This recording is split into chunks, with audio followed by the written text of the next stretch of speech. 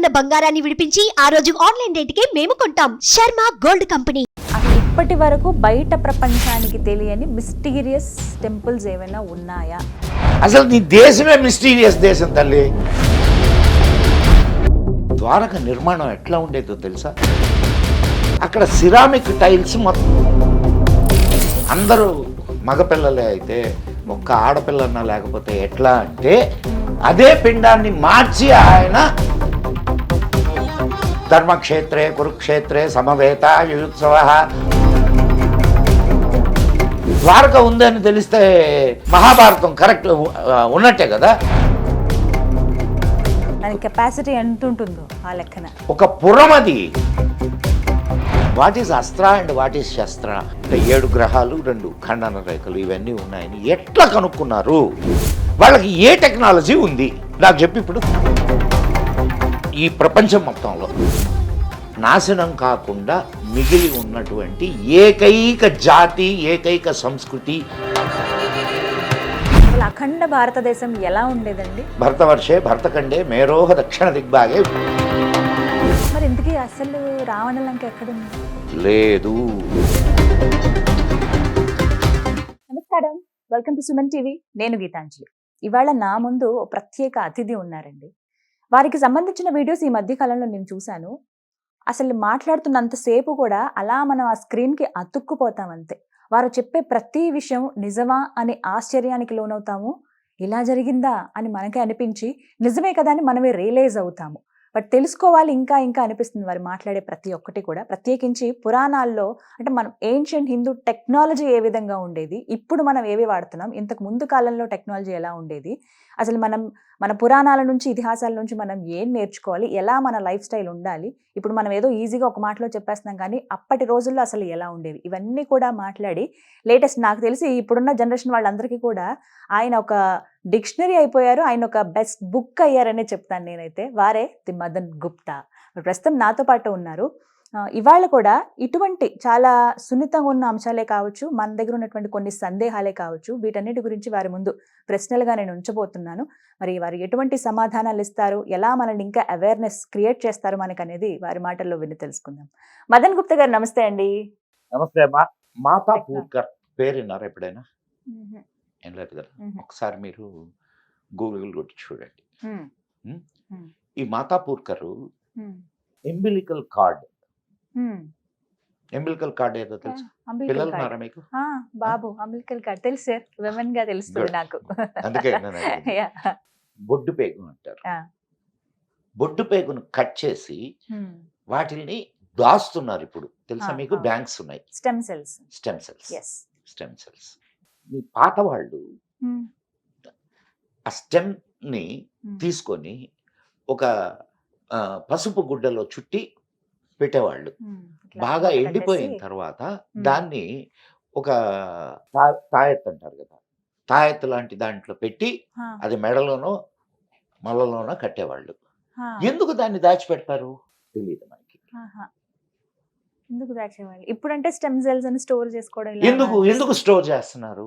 పుట్టే పిల్లలకి ఏమైనా ప్రాబ్లం ఏమైనా వచ్చినా? పుట్టే పిల్లలకి ప్రాబ్లం కాదు, తర్వాత పెరిగిన తర్వాత ఏదైనా ఆర్గాన్ దెబ్బతింటే ఈ స్టెమ్ సెల్ ద్వారా మళ్ళా ఆర్గాన్ ని రీజనరేట్ చేయడానికి అవకాశం ఉంది. That is the technology. దీన్ని కనుక్కుంది Mata Purkar. He is Indian. Okay, ఆయన చెప్పిన మాట ఏందో తెలుసా?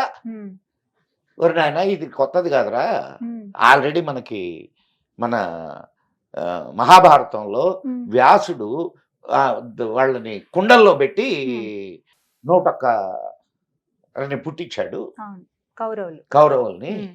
అందరూ మగపిల్లలే అయితే ఒక్క ఆడపిల్లన్నా లేకపోతే ఎట్లా అంటే అదే పిండాన్ని మార్చి ఆయన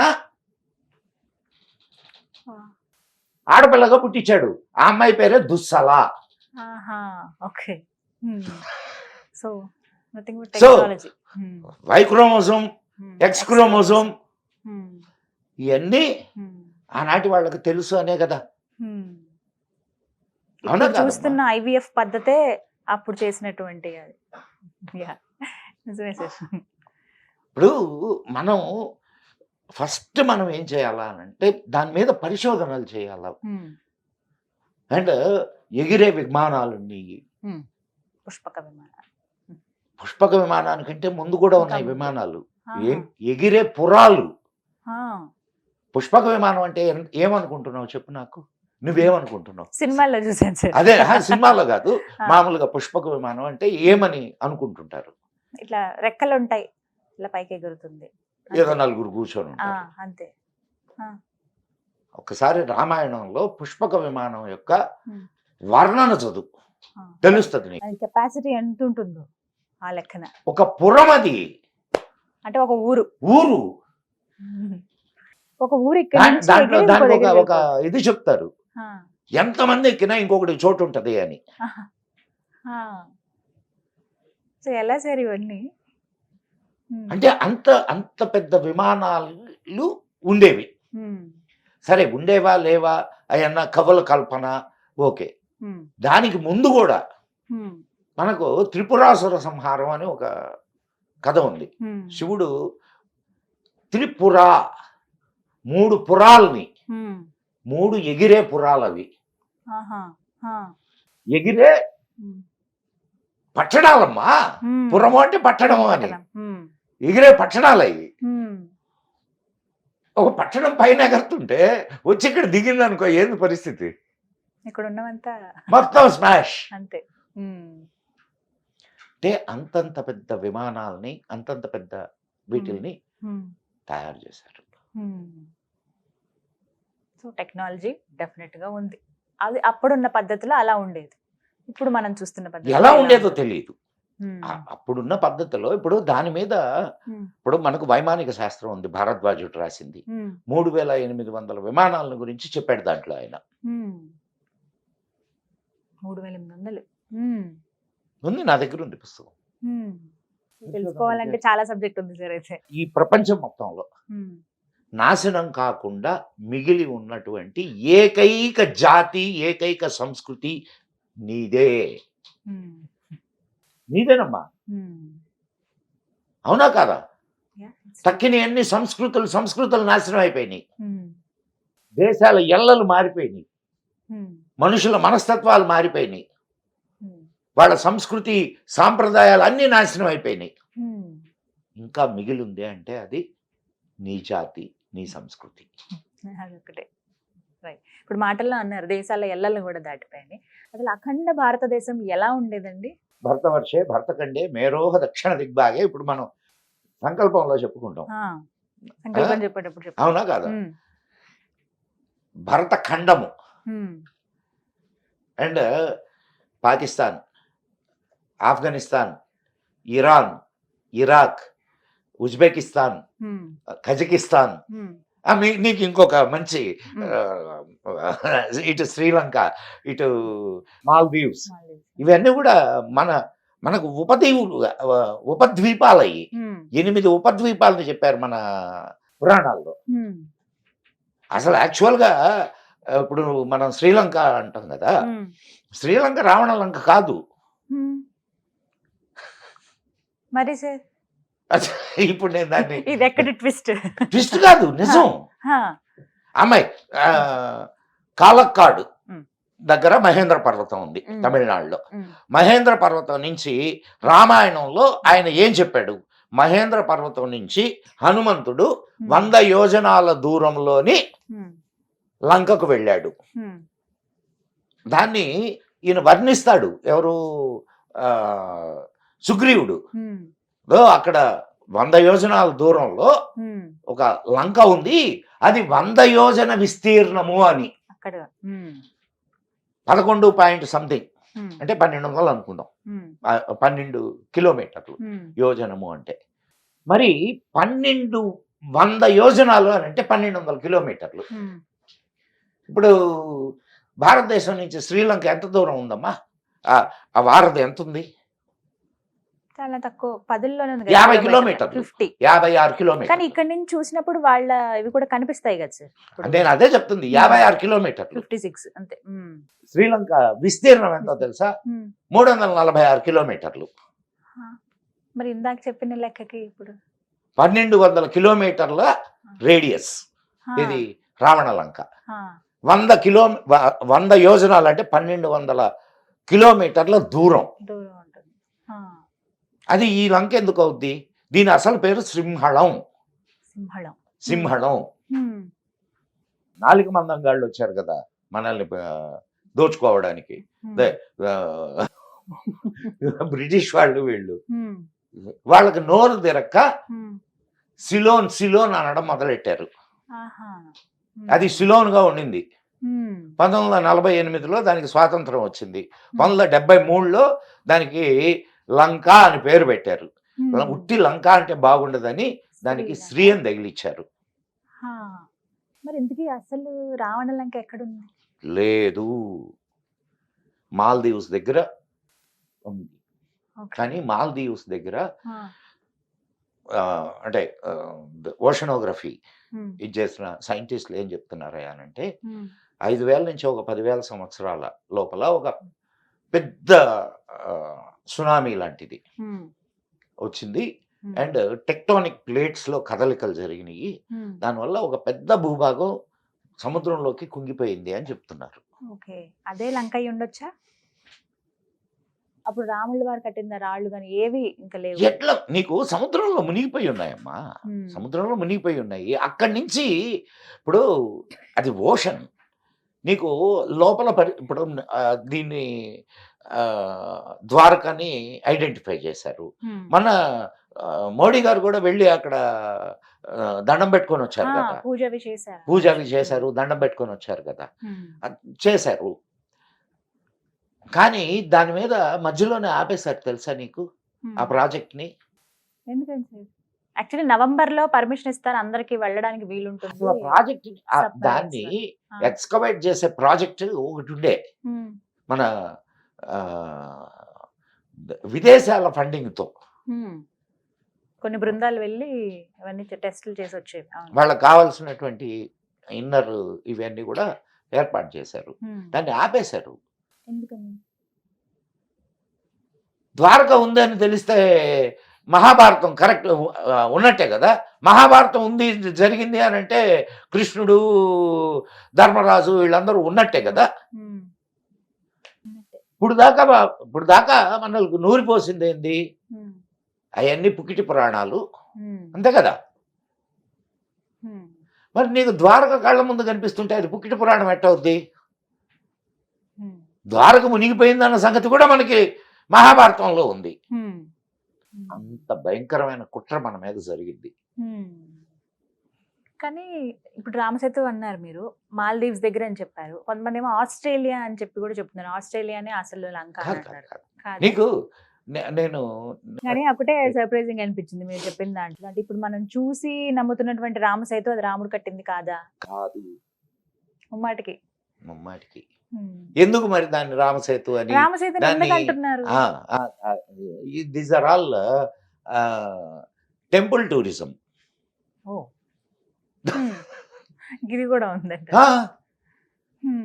కానీ ఇప్పుడు శ్రీలంకకి ఇంతమంది వెళ్తున్నారు మనోళ్ళు, ఇండియా వాళ్ళు వెళ్ళి అక్కడ ఇదిగో ఇక్కడే అదే వాడు రావణుడు వాడి శరీరం ఉంది, ఒక పుష్పక విమానం ఇక్కడే పుష్పక విమానం ఆగింది, నల్లగా ఉంటుంది చూడండి.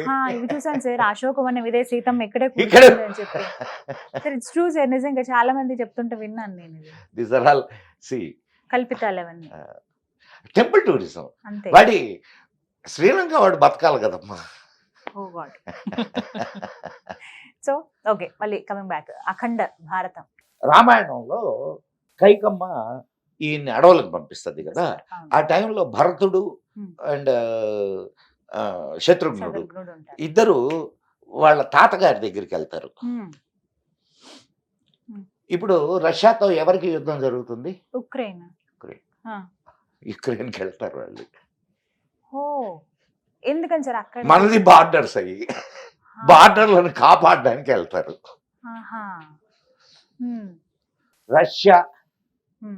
రష్యా సంస్కృత నామం ఏందో తెలుసా? వృక్ష. వృక్ష అంటే ఏందో తెలుసా? ఎలుగుబంటి. సోవియత్ రష్యా శ్వేత వృక్ష, తెల్ల ఎలుగుబంటి. తెల్ల ఎలుగుబంట్లు ఉండే ప్రదేశం కాబట్టి దానికి శ్వేత వృక్ష అని పేరు వచ్చింది. పోలార్ బేర్స్ అంతే కదా సార్? కింద ఎప్పుడైనా ఇది ఆహా. మీరు చెప్పింది అయితే వెళ్ళలేదు సార్. తెల్ల వెలుగుబంటి అంటే పోలార్ బేర్ అదొకటే అక్కడ వరకు తెలుసు. శ్వేత వృక్ష అంటారు తెల్ల ఎలుగుబంటిని. ఇలా చాలా దేశాల పేర్లు మన సంస్కృత నామాలు ఉన్నాయి కదా సార్ వాటికి. ఆఫ్ఘనిస్తాన్ బాగ్దాద్ ఉందా? బాగ్దాద్. బాగ్దాద్. ఉమ్. బాగ్దాద్ ఎవరి పేరు మీదనో వచ్చిందో తెలుసా నీకు? భగదత్తుడు. ఓ, ఆయన భగదత్తుడు ఉమ్. మన మహాభారత యుద్ధంలో పాల్గొన్నాడు. ఉమ్. భగదత్త బాగ్దాద్. ఓ, అక్కడి నుంచి వచ్చాడు ఆయన అలా నేమ్ యుద్ధానికి. మహాభారత యుద్ధంలో పాల్గొనడానికి అక్కడి నుంచి వచ్చాడు. సో అట్లా నువ్వు ఈ రామాయణంలో ఉన్నటువంటి మన అఖండ భారతావని అలా ఉండేది. అంత ఇవన్నీ బార్డర్స్ మనకి. ఉక్రెయిన్ గానీ, రష్యా, ఇటు మీరు చెప్పినట్టుగా ఆఫ్ఘనిస్తాన్, ఈ కజకిస్తాన్, ఉజ్బెకిస్తాన్ ఇవన్నీ ఉత్తర కురుభూములు అనేవాళ్ళు. ఉత్తర కురుభూములు. ఉత్తర కురుభూములు అంటే అర్థం వాటి పేరు అది ఆ. ఉత్తర కురుభూములు. అర్జునుడు వాళ్ళ దగ్గర పన్ను వసూలు చేయడానికి అక్కడికి వెళ్ళొస్తాడు. ఆ విషయం కూడా మీకు మహాభారతంలో ఉంది. ఇంకా భారతం గాని, రామాయణం గాని, భాగవతం గాని ఇవి చదివితే ఇన్ని విషయాలు తెలుస్తాయి ఫస్ట్ మనకి.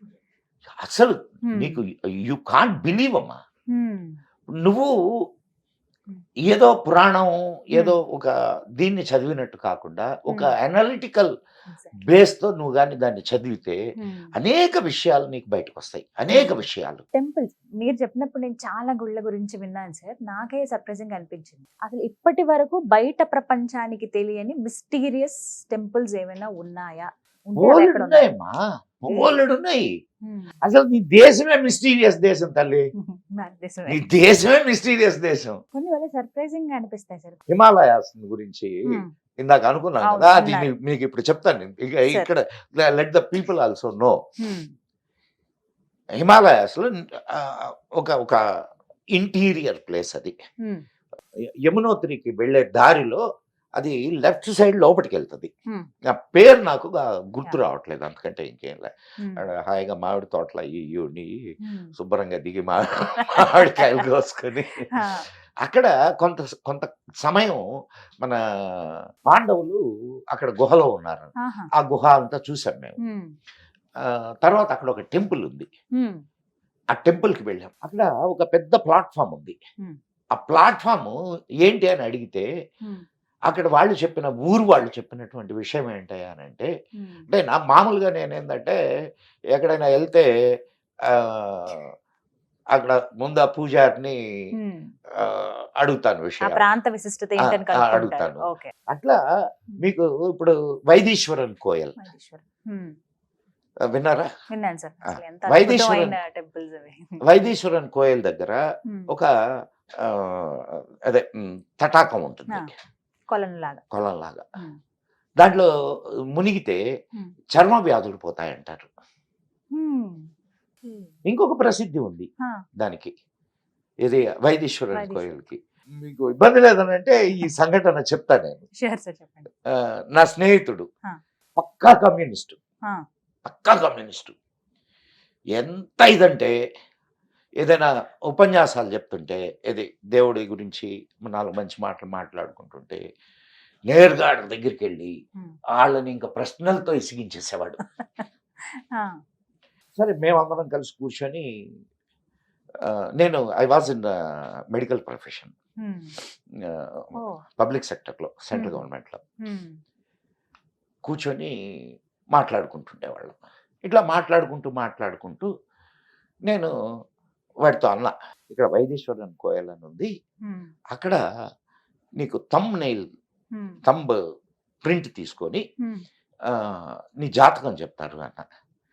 పో అవన్నీ ఏం లేదు అని అన్నాడు. మరి ఏమనుకున్నాడు? అయితే వాడి దగ్గర ఉన్న మంచి గుణం ఏంటంటే ఏ విషయాన్ని అయినా సరే పరిశీలిస్తాడు. పరిశీలించి ఇది నిజమా కాదా అని నిర్ధారణ చేసుకుంటాడు.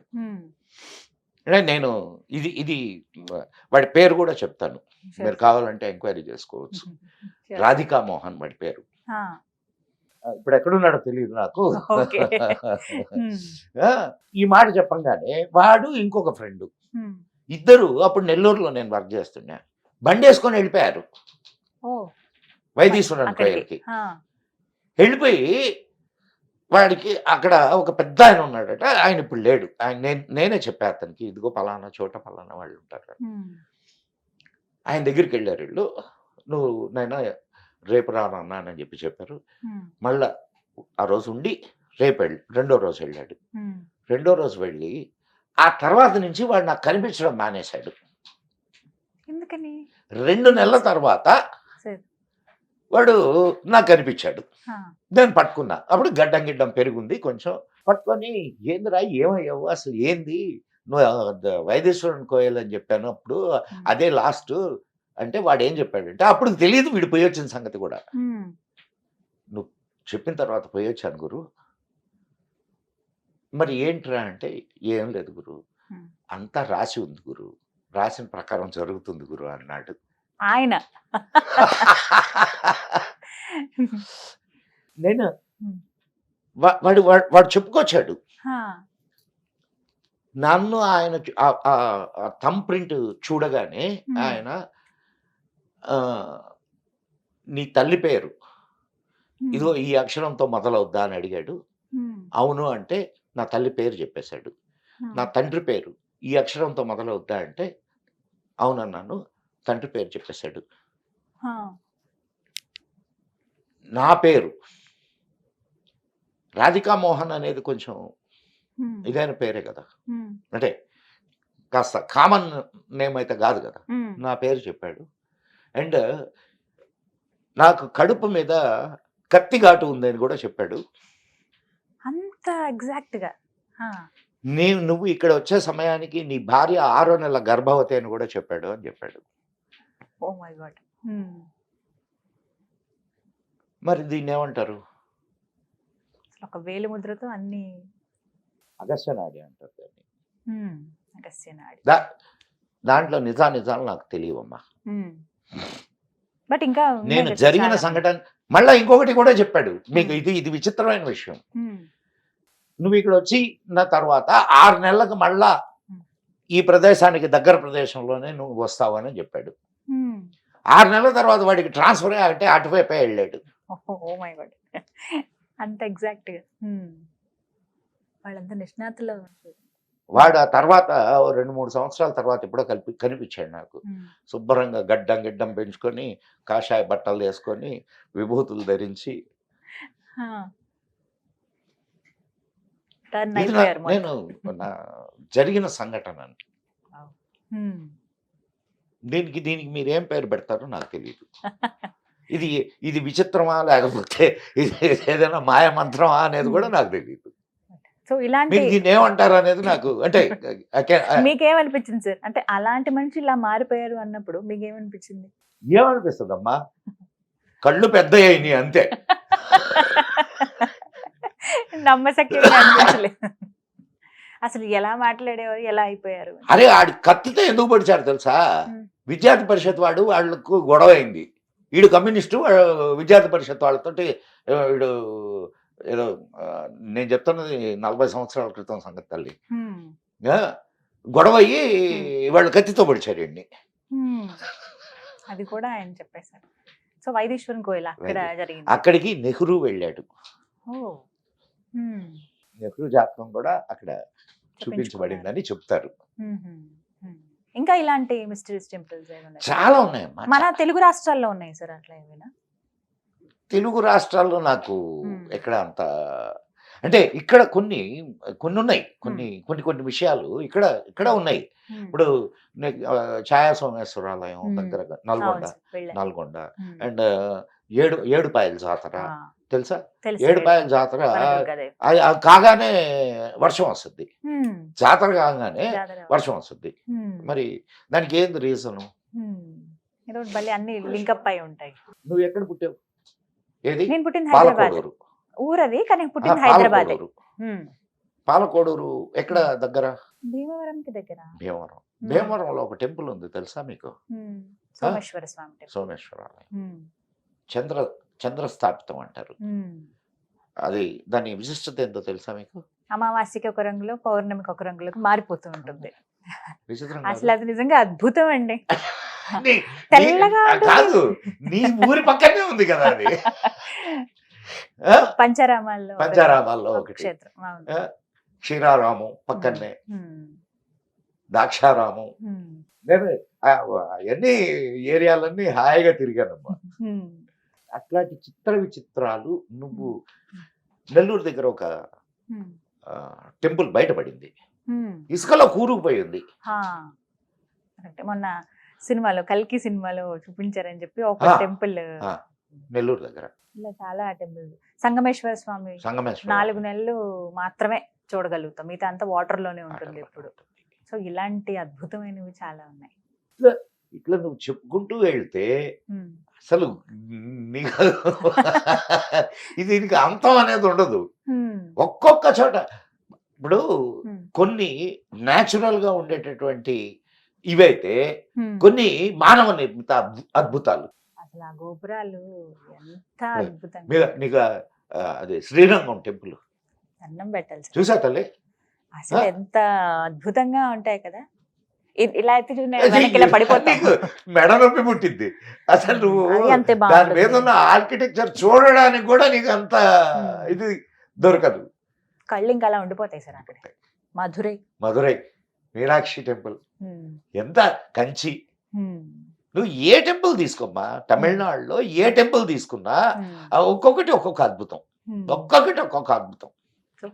నీకు ఏదో బయటకి కనిపించే టెంపుల్స్ కొన్ని ఉన్నాయి, అంటే ఇట్లా పెద్ద పేరున్న టెంపుల్స్. ఒక్కొక్క ఊళ్ళో ఒక్కొక్క టెంపుల్ ఉన్నాయి, పెద్ద పెద్ద టెంపుల్స్.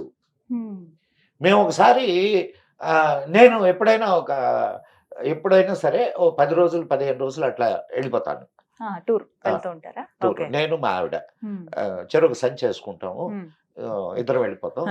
ఎక్కడ రాత్రి అయితే అక్కడ ఏదైనా చిన్న అంటే వసతి, చిన్న వసతి, అదే పెద్ద పెద్ద లాడ్జీలు అట్లా ఏముండవు, చిన్న వసతి. ఏమి లేకపోతే గుళ్ళో పడుకుంటాం.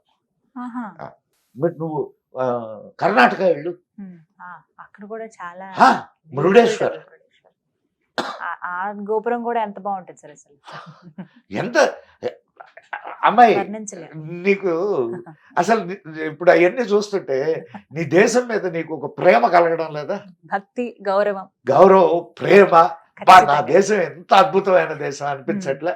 ఖచ్చితంగా అనిపిస్తుంది సార్. అది కర్ణాటకలో అద్భుతమైన శిల్ప సంపద. బేలూరు, హళిబేడు, అండ్ ఇక్కడ హంపి, విజయనగరం. అవును, ఎన్ని చాలా ఉన్నాయి ఇలాంటి అద్భుతం. నాకు ఒక సందేహం అండి. కైలాష్ పర్వతం, చాలా మంది ఆ పర్వతాన్ని దూరం నుంచి చూడడమే ఒక భాగ్యం అనుకుంటారు. కొంతమంది అయితే ఫ్లైట్ లో నుంచి వెళ్తూ చూస్తారు అక్కడి వరకు. ఇంకొంతమంది దూరం నుంచి, ఈ మధ్య ఫ్లైట్స్ లో దూరం నుంచి సార్ ఎంత అంటే అక్కడెక్కడో కనిపిస్తుంటుంది, దర్శనం చేసుకోండి అని చెప్తారు. ఇక్కడే చేతిలో ఉన్న లింగానికి అభిషేకం చేయడం అన్ని చేస్తారు. ఇంకొంతమందికి కొంచెం అవకాశం అంటే ఆ దూరం నుంచి ఇక్కడే సాష్టాంగ నమస్కారాలు పెట్టుకుని ఇక్కడ నుంచి చూస్తారు. అంత దూరం తిరుగుతారు, ప్రదక్షిణ ఉంటుంది కొంతమంది.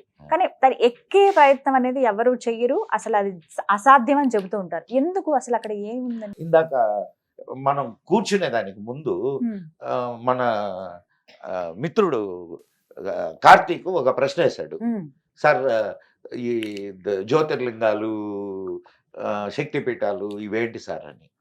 మీకు ఎనర్జీ ఒకటి ఉంటుందమ్మా, ఒక ఎనర్జీ ఉంది అక్కడ. అది ఏ ఎనర్జీ అనేది ఎవరికి తెలియదు. మీకు ఒక 60 years బ్యాక్ అనుకుంటాను, ఒక పర్వతారోహకుడు కొంత దూరం ఎక్కాడు. ఎక్కితే అతని శరీరం ముడతలు పడిపోయింది, గోళ్ళు పెద్దవి అయిపోయినాయి, అండ్ ముసలితనపు ఛాయలు వచ్చినాయి, దిగొచ్చేసాడు. ఇది ఇట్ వాస్ రికార్డెడ్. సో ఇప్పటికీ అది ఒక విచిత్రమైనటువంటి ఆ, పర్వాలేదు. ఇదే నేను ఇప్పటికైతే నాకు చూసే భాగ్యం ఇంకా కలిగించలేదు ఆ శివయ్య. ఎప్పుడు ఆయన కలిగిస్తాడో అనుగ్రహం ఉండాలి తెలియదు. నిజంగా. కలిగిస్తాడో కలిగించడో కూడా కానీ అసలు తెలియదు. నార్మల్ వీడియోలో చూస్తేనే గూస్ బంప్స్ వచ్చేస్తాయి సార్ అసలు. అసలు ఆహా. అద్భుతం అమ్మా. నిజంగా అది శివయ్యే అద్భుతం. అక్కడ కొలువై ఉన్నారు అంతే. అని నమ్ముతాం మనం అందరం. ఎంత ఎనర్జీ అక్కడ ఉన్నదో ఆలోచించు ఒక్కసారి. నీకు ఆ పర్వతం ఎక్కుతుంటే ముసలితనం వస్తుంది అని అంటే దాన్ని బట్టి అర్థం చేసుకో. కొంతమంది మాత్రమే ఎక్కిన వాళ్ళు ఉన్నారు. ఎక్కారు. ఎక్కారు. ఓకే. నీకు మరి టిబెట్కి వాళ్ళకి సంబంధించిన అలాంటి అనుభవం- లామాల్లో ఒక లామా ఉన్నాడు. ఆయన ఎక్కినట్టుగా ఒక కథనం ఉన్నది. ఓకే. తర్వాత ఇప్పుడు అమ్మ Hmm. ఋషులు మునులు వీళ్ళు ఎక్కగలిగిన వాళ్ళు ఉన్నారు, ఎక్కిన వాళ్ళు ఉంటారు. వాళ్ళు నీకు కనిపించరు, వాళ్ళు నీకు చెప్పరు. మనం అక్కడికి వెళ్తే మళ్ళా వెనక్కు రాము. మనలాంటి ఇప్పుడు- వాళ్ళం అయితే. కాదు కాదు వాళ్ళ ఇప్పుడు అటువంటి వాళ్ళ Yes. సాంగత్యంలోకి వెళ్తే నువ్వు ఈ ప్రపంచం మీద నీకు ఇది ఉండదు. Hmm. సో ఈ ప్రపంచానికి తెలిసేది ఎట్లా? తెలిసే అవకాశం లేదు. లేదు. కాబట్టి అది ఎప్పటికీ ఒక మిస్టరీగానే అంత ఎనర్జీ అక్కడ ఉంటుందన్న అంత Particular ఎనర్జీ గా కొంత టైం. అంత ఎనర్జీ. కొన్ని సంవత్సరాల తర్వాత మళ్ళీ పర్మిషన్ ఇవ్వటం, ఈసారి కొంతమంది యాత్రికులు వెళ్ళడం చూసాం. అది యాక్చువల్ గా మందమ్మా, యాక్చువల్ గా మంది. మంది. ఆ, ఉమ్, మన కైలాస కైలాస పర్వతం. పర్వతం అమ్మా, ఉమ్, శివుడు నివసిస్తాడనే పర్వతం కదా అది. ఉమ్, ఆ, మన నెహ్రూ మహాత్ముడి ఉమ్, చలవ వల్ల దాన్ని చేజార్చుకున్నాం. ఉమ్. 1962 వార్లో ఉమ్, వి లాస్ట్. ఉమ్.